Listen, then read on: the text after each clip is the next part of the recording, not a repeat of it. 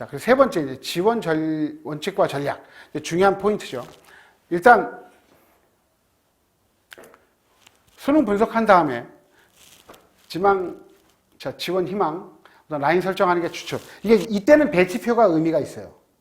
배치표를 한번 쫙 그어주시는 것. 종이, 이른바 장판지 배치표가 이때 한번 라인 잡는 데는 좋습니다. 라인 잡는 데. 라인 잡는 데까지 쓰시고, 그 다음에는 벽지로 사용하십시오. 예. 그 다음에는 의미가 없습니다. 자, 두 번째가 지원 희망대학. 라인 잡은 다음에는 모집 요강, 각 영역별 반영 비율이라든가, 뭐 여러 가지를 다 분석을 해야 되겠죠. 학생부를 반영하는지, 대학별 고사를 반영하는지, 수학과 가산점이었던지, 그리고 과탐 가산점이 어떠한지, 과탐 탐구는 몇 개를 반영하는지, 이런 것들을 살펴봐야 되겠죠.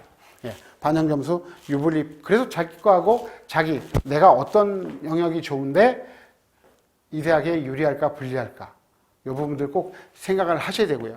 그 다음에 이제 아까 장판지 배치표로 라인 설정하면 공교육기관이라든가 사교육기관의 배치 서비스, 뭐 대표적으로 가장 많이 사용하는 게 진학사죠. 제가 뭐 이투스하고는 전혀 관계가 없는데, 이투스가 인공지능으로 그 올해 정시 배치표를 만들겠다라고 뭐 얘기했는데 실제로 어떻게 됐는지는 모르겠습니다. 그리고 이제 모의 지원, 특히 이제 이 부분보다는 이 부분이겠는데, 진학사 모의 지원. 최근에 뭐 UA도 그렇고 많은 곳에서 모의 지원을 통해서 경쟁자의 지원 흐름을 한번 파악해 보는 것도 의미가 있는데, 절대로 그대로 맹신하면 안 된다 이겁니다. 제가 가끔씩 저도 나중에 막 애들이 막 그렇게 물어보면, 애들이 막 그 구체적인 수치 가지고 전날, 그날, 당일날 막 물어보는 경우도 있거든요. 근데 저는 제 원칙대로 그냥 갑니다. 근데 애들은 이제 요즘에 진학사가 워낙 이 대세를 장악하고 있다고 생각해서 거기에 목을 매는데, 근데 중요한 거는, 이때 말씀드린다면, 진학사 모의 지원의 허와실이 있습니다. 그리고 경쟁률의 허와실도 있고요. 진학사 모의 지원의 허와실은 자기들은 허수를 다 뺀다고 하지만 일단 10개인가 15개까지 모의 지원을 할 수 있어요. 그리고서 뭐 몇 개만, 3개만 실지원이다라고 하지만 허수 지원이 많아요, 실제로. 그리고 애들이 계속 변화를 시킬 수 있거든요. 그러니까 이 부분들을 꼭 염두에 두시면서 일단 참고 자료이되 이것을 맹신하면 안 되겠다라는 거죠. 자, 그리고 선택을 할 때 학교 우선이냐, 학과 우선이냐, 재수불사냐, 반수할 것이냐, 꼭 붙어야 될 것이냐, 요건 이제 좀 이따 한번 말씀을 드리겠고요.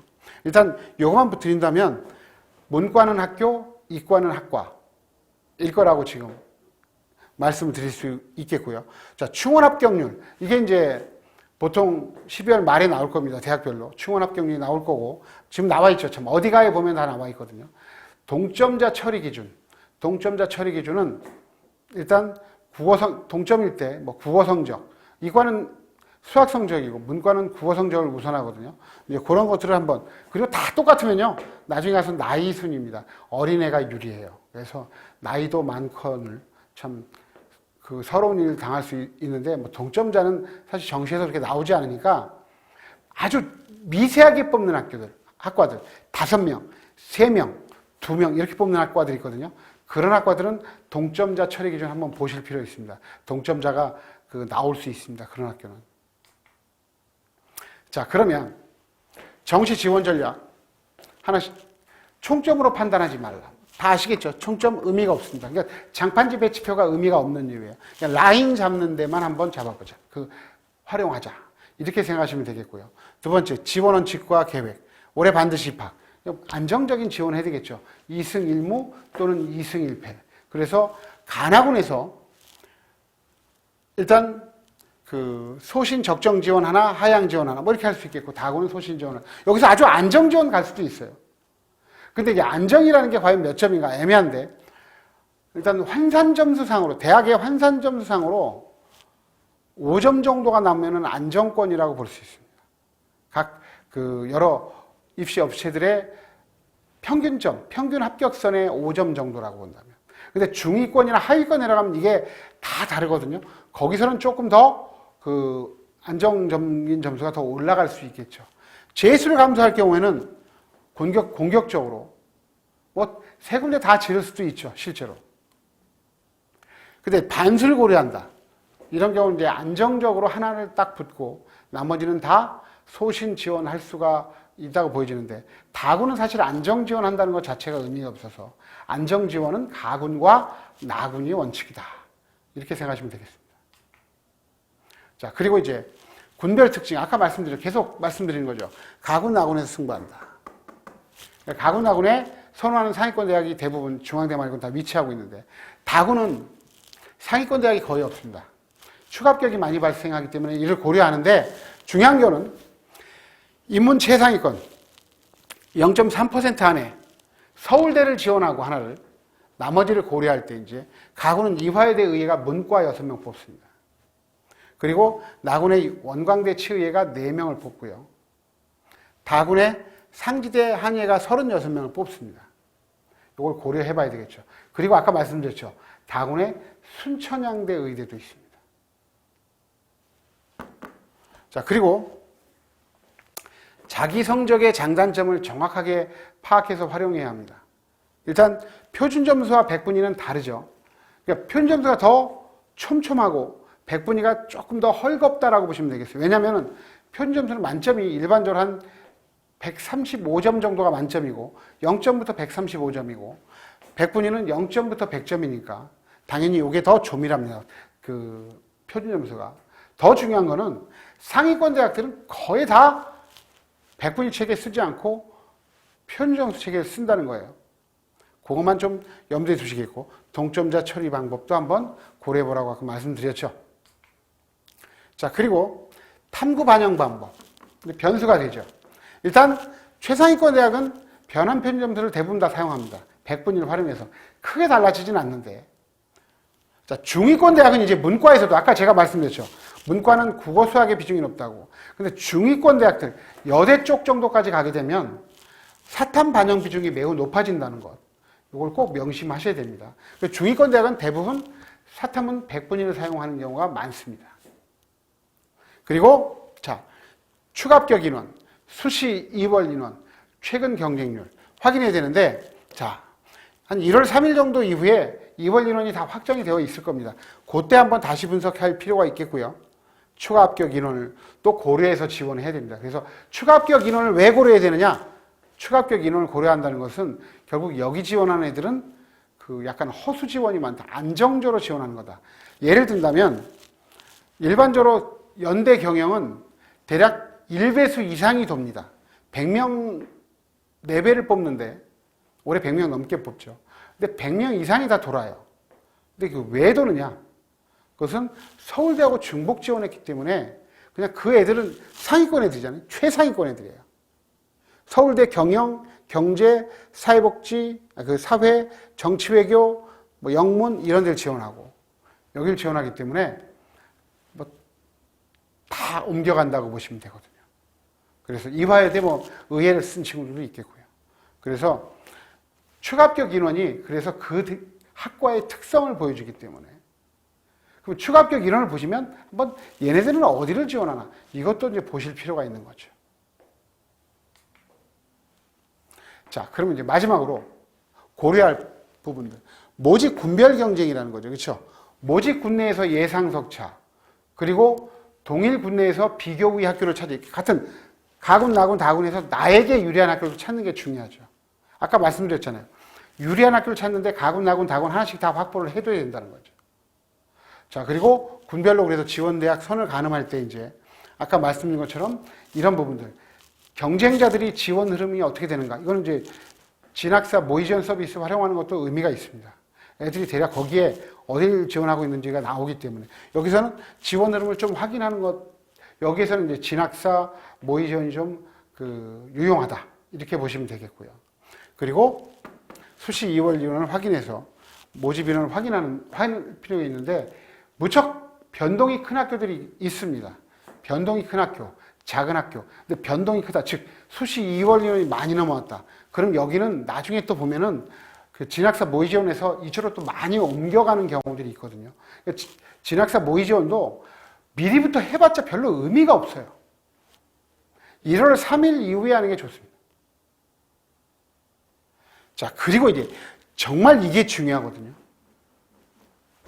이게 중요한데 무슨 얘기냐면 수학과 지정대학, 수학과를 안 보면 지원할 수 없는 대학들이 있습니다. 이과에서. 어느 학교들이냐면은 자, 서연고, 서성한, 중경외시, 그리고 이화여대, 건동홍까지는 가가, 숙대까지도 다 가가 필수라고 보시면 됩니다. 근데 이제 국숭세까지도 거의 대부분 그 수학가가 필수인데 국숭세에서 수학과를 반영하지 않는 학과들도 있어요. 숭실대 예를 든다면 세종대는 거의 다 반영하는데 숭실대는 컴퓨터 계열 학과는 다 나까지도 반영을 합니다. 그래서 중요한 게 요 라인들까지가 거의 이제 말하자면 가 지정대학이거든요.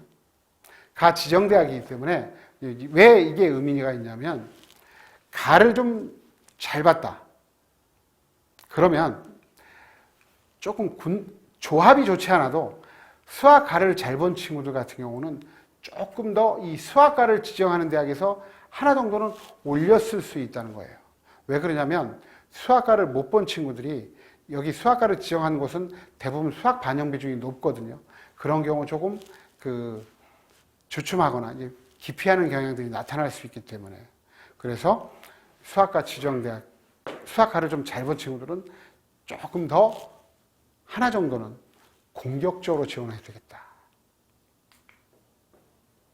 자, 그리고 영어 반영 비중. 아까 말씀드린 것처럼 서울대, 고대, 서강대는 비중이 좀 낮다.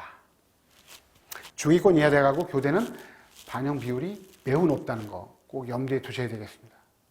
그리고 수학 성적이 좋은 학교는 수학 성적이 좋은 문과 친구들은 교차 지원, 뭐 이런 다음에 숙대 통계라든가 성신여대, 뭐 운동재활복지 뭐 이런 학과들이 있어요. 그 교차 지원할 수 있는 데가. 근데 꼭 명심하셔야 될 게 뭐냐면 이 대학들의 수학과와 과탐 가산점을 확인해야 되고요. 그리고 이런 학교들은 추정 합격선보다 엄청나게 높게 커트라인이 형성됩니다. 지금은 많이 바뀌었습니다. 예를 들어서 숙대 통계 같은 경우는 예전에 볼 때 15점이 남았어요. 문과인데 5명밖에 안 뽑긴 하지만 15점인가 16점이 남았습니다. 안정적이라고 썼는데 떨어졌어요. 무려 커트라인이 그 예상치보다 25점 위에서 형성이 됐습니다. 그러니까 왜 그러냐면 역지사지가 돼야 되거든요. 자, 나만 그런 게 아니라 수학 잘 본 문과 애들이 갈 곳이 좀 정해져 있기 때문에 걔네들이 우선적으로 거기로 몰려가기 때문에 물밀듯이 말하면 러쉬가 이루어지거든요, 거기에. 그래서 확 올라가게 된다는 거죠. 그런 부분들을 꼭 명심하셔야 되고요. 그리고 이제 교대를 지원할 때는 교대도 마찬가지인데요. 수학과하고 과탐 가산점이 좀 높은 학교 있습니다. 춘천교대 같은데. 이런 데는 문과 커트라인 예상치보다 매우 높게 형성이 된다는 거. 그거를 꼭 명심하셔야 됩니다. 자, 그리고 전년도 결과 입시기간 자료는 말하자면 일단 참고하되 맹신하지 마라. 그리고 중위권 대학들. 중위권 대학이라면 서울에 있는 대학들은 중위권 대학이라고 하긴 좀 그렇고요. 예를 들면 수원대 정도로 간다. 이런 데로 가면 그 밑이라면 더 그렇죠. 업체마다 다 다릅니다.